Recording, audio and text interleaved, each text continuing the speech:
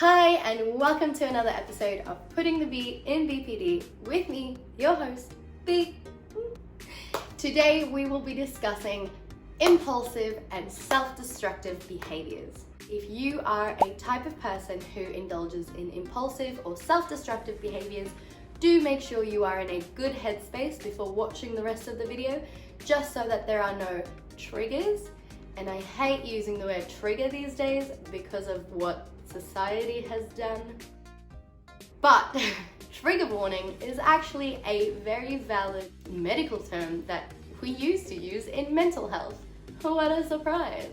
Also, obviously, before all of my videos, disclaimer, everything I talk about is my own personal experiences or research I personally have done into BPD or mental health.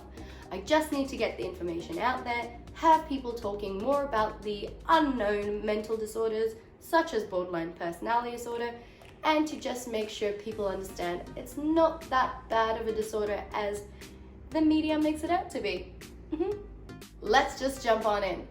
So, impulsive behaviors, oh my god. I have done so many. You can even see some of them. Impulsive behaviors can range from anything from something small to going into self-destructive behaviors. To understand why people with mental illnesses, more specifically BPD, tend to engage in impulsive or self-destructive behaviors, we need to understand people with BPD have a very chronic feeling of emptiness and a general feeling of worthlessness, and just like they are not really a good person. To fill this feeling of emptiness, we tend to reach out to things impulsively to try and fill that empty purpose cup. With myself, I have done many years of impulsive behaviors. So like I said, my tattoos, I have cut and colored my hair many different colors. I have had all different ranges of piercings. I also decided very impulsively to move to Australia, and then it took me all of 1 week to decide to uproot my life and move to Vietnam. So this doesn't just affect me, it affects my friends and my family, and that's not always such a good thing.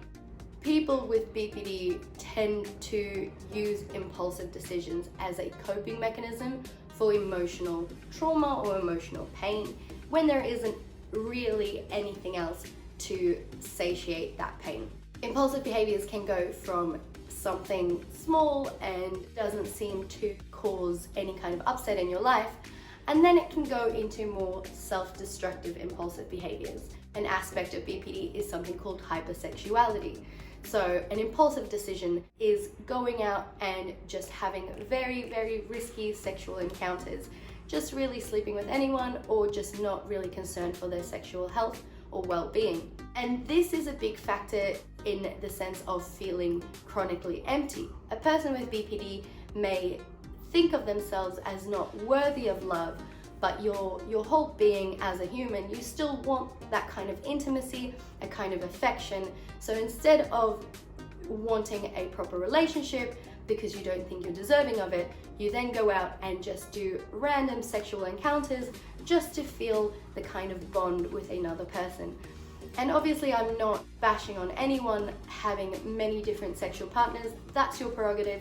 Just make sure that you are being safe when doing so and the reason behind your doing so. So if it's just for pleasure or just, you living your life out there, that's totally fine.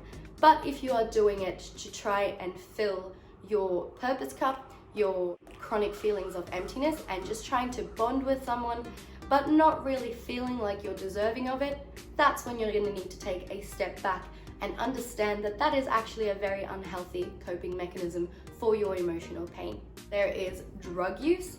Obviously, that's a very impulsive decision for people with BPD or any other mental illness. And again, not bashing on drug use. Please don't come check my house, I have no drugs. It is, again, your intention by using drugs. If you are going out, having a great time, doing whatever recreational drug of choice, that's perfectly fine if it's acceptable in your country. Please make sure it's legal. However, it's the point where you are feeling a lack of an emotional bond, or you feel that kind of chronic feelings of emptiness and you reach out for drugs, that's when it will become a problem. So if you look at something like love, you look at it at its complete ground roots. It is simply a chemical reaction in our brains towards another person, towards a pet, towards a family member. It is a connection that we crave as humans. If we then look at drugs, when you feel the lack of that chemical bond of love, if you feel that missing, you then replace it with a different kind of chemical, such as drugs. That then is formed the same way you would form a bond with a person. You are filling that hole, that feeling with a chemical. And that's when you need to realize it's an unhealthy coping mechanism, because then that is very slowly going to progress into addiction. When you feel that loneliness, you are just going to actively, without thinking, reach out for that chemical bond in drugs instead of that chemical bond in another person, or even in yourself, loving yourself. Then it can go into self-destructive behaviors that start affecting other people, and this includes gambling or overspending. If you are in a family situation or in a relationship sharing funds, knowing that there might be a chance that you could win big, that is that dopamine rush that is hitting your system, those chemical reactions that you are trying to get your brain to create themselves. Going on a shopping spree with money you know you can't spend, that feeling of bringing home something new and shiny and materialistic gives you that dopamine hit. And again, an unhealthy coping mechanism, because then it can start feeding into your relationship, your family, having to start lying about things or hiding things. That is when you need to realize it is unhealthy and you need to replace it with a healthy coping mechanism. And then it goes further into more self-destructive and affecting those people around you. So this includes isolating yourself, knowing that you need help, knowing that you need your friends, but choosing to not go out, to keep to yourself. And this affects friends and family who then get hurt by knowing that you are actively avoiding them, which then can be another self-destructive behavior of actually hurting those people. And this is again where the demonization of BPD comes from. When you have such intense emotional pain, you feel out of control. There is something in your life that is making you feel out of control, whether it be your chronic feeling of emptiness or just not understanding where this emotional pain comes from. So not being diagnosed or not managing it properly. The only way to fix that is to then control something, whether it be yourself or others around you. Controlling how you eat, that can lead into anorexia or bulimia, which then is again very detrimental, very unhealthy coping mechanism, or controlling others. And this is the big one that brings the stigma to BPD. One of the self-destructive behaviors is actually manipulating your friends or your family, people in your circle, and maybe even gaslighting them to keep them with you in your situation, even though you are being unreasonable. People with BPD very often know they're being unreasonable, know that they're manipulative, know that they're gaslighting their partner, but they don't understand why.